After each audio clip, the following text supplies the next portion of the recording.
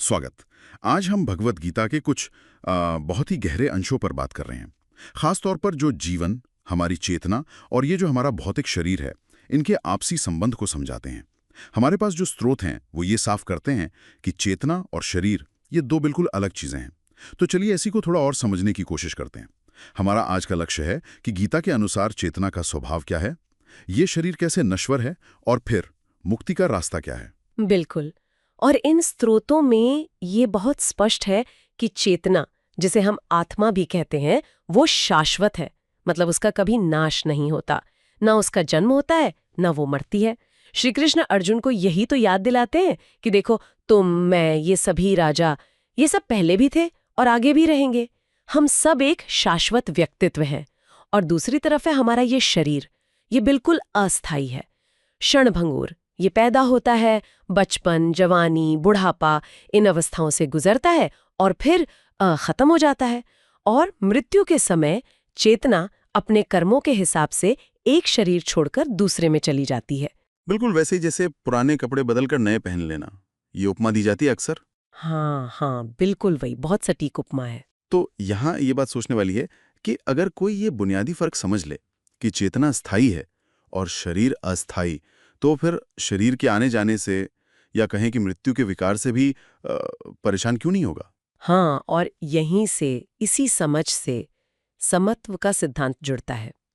समत्व का मतलब है जीवन में जो ये द्वंद्व आते हैं ना, सुख और दुख, लाभ और हानि, मान और अपमान, सर्दी और गर्मी, इन सब में एक जैसा भाव रखना, विचलित न होना, एक तरह की मानसिक स्थिरता। गीता का वो महत्वपूर्ण श्लोक है ना, 2.15, यम हे न व्यथयन्ते ते पुरुषम पुरुषर्षभ समदुख सुखम धीरम सो अमृतत्वाय कल्पते। हाँ, याद है। इसका मतलब ही यही है कि हे श्रेष्ठ पुरुष, जो धीर व्यक्ति सुख और दुख में समान रहता है, मतलब परेशान नहीं होता, वही अमरत्व यानी कि मोक्ष या मुक्ति के योग्य बनता है। और ये स्थिरता आती कहाँ से है? इसी ज्ञान से कि भाई ये सुख दुख तो शरीर और मन के हैं, हमारी जो असली पहचान है वो शाश्वत चेतना, वो इनसे परे है। अच्छा, तो ये समझ सीधे मुक्ति की योग्यता से जुड़ गई। लेकिन कई बार ये सवाल उठता है कि क्या ये संभाव हमें जीवन से, मतलब कर्म करने से कहीं दूर तो नहीं ले जाता, उदासीन तो नहीं बना देता? ये बहुत आम सवाल है, पर समत्व का मतलब बिल्कुल भी उदासीनता या काम छोड़ देना नहीं है, बल्कि ये तो उस ज्ञान पे टिकी हुई दृढ़ता है जो हमें सही कर्म करने की ताकत देती है, बिना नतीजे की चिंता किए।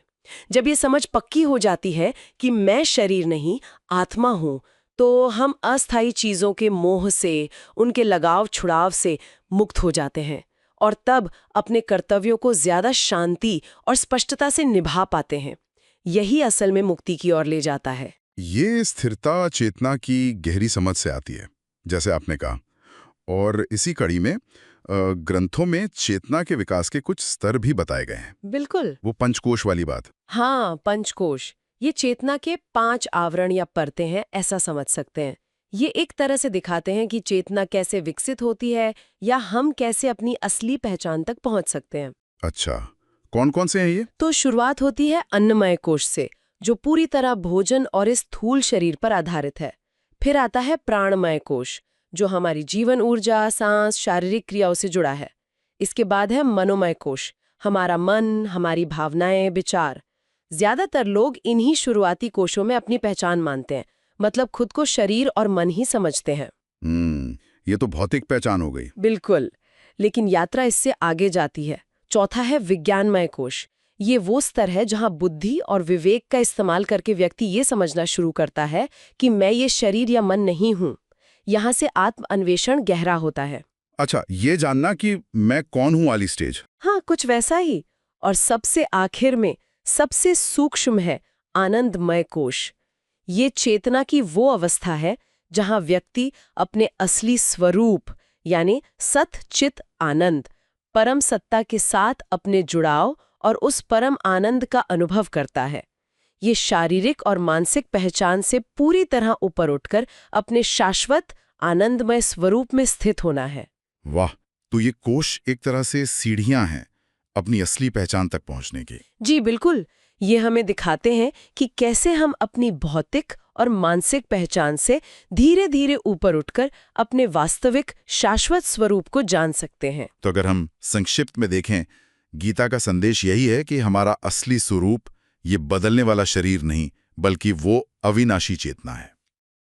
इस सच्चाई को गहराई से समझना हमें समत्व देता है और चेतना के इन कोशों का ज्ञान इस यात्रा में मदद करता है और अंततः मुक्ति का रास्ता खोलता है। तो फिर इन सब बातों का हमारे रोजमर्रा के जीवन में क्या मतलब है? ये हमें क्या सिखाता है? शायद यही कि हम अपनी शारीरिक और मानसिक जो सीमाएं महसूस करते हैं, हम असल में उनसे कहीं ज्यादा हैं। बिल्कुल सही। जीवन में जो भी उतार चढ़ाव आए, उनमें संतुलन बनाए रखना, सुख आए या दुख, उनसे बहुत ज्यादा प्रभावित हुए बिना स्थिर रहना, और ये याद रखना कि हमारी असली पहचान वो शाश्वत चेतना है। यही आत्मज्ञान की कुंजी है और यही हमें मुक्ति की दिशा में ले जाता है। आज की इस चर्चा के बाद एक विचार शायद हम सबके मन में छोड़ सकते हैं सोचने के लिए। अगर हम सचमुच गहराई से खुद को इस क्षणभंगुर शरीर के बजाय उस शाश्वत चेतना के रूप में देखना शुरू कर दें, तो जीवन की चुनौतियों को देखने का, अपने लक्ष्यों को तय करने का और शायद अपने रिश्तों को निभाने का हमारा नजरिया कितना बदल सकता है।